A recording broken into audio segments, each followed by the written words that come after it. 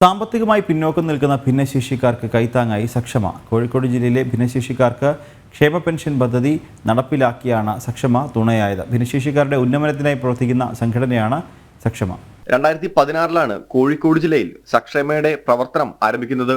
8 വർഷത്തിനിടെ നിരവധി ക്ഷേമ പ്രവർത്തനങ്ങളാണ് ജില്ലയിൽ സക്ഷമ ഭിന്നശേഷിക്കാർക്കിടയിൽ നടത്തിയിട്ടുള്ളത്.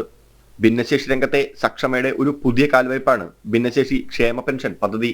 സമൂഹത്തിൽ സാമ്പത്തികമായി വളരെ പിന്നാക്കം നിൽക്കുന്ന ഭിന്നശേഷിക്കാർക്ക് പ്രതിമാസം സാമ്പത്തിക സഹായം നൽകുന്നതാണ് പദ്ധതി. ആദ്യഘട്ടത്തിൽ ജില്ലയിലെ 10 പേരെയാണ് ഗുണഭോക്താക്കളായി തിരഞ്ഞെടുത്തിട്ടുള്ളത്.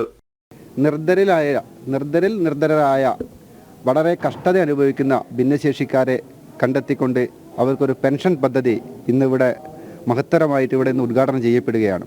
ഇത് സക്ഷമ റവന്യൂ ജില്ലാ അടിസ്ഥാനത്തിലാണ് പ്രവർത്തിക്കുന്നത്. 4 താലൂക്കിൽ നിന്നും നിശ്ചയിക്കപ്പെട്ട അർഹരായ ആളുകളെ കണ്ടെത്തിക്കൊണ്ട് 10ഓളം ആളുകൾക്കാണ് ഇന്നിവിടെ കൊടുക്കാൻ പോകുന്നത്. അത് പിന്നീട് നമ്മളത് വ്യാപിപ്പിക്കാൻ വേണ്ടി നമ്മൾ ശ്രമം ഉണ്ടാവും.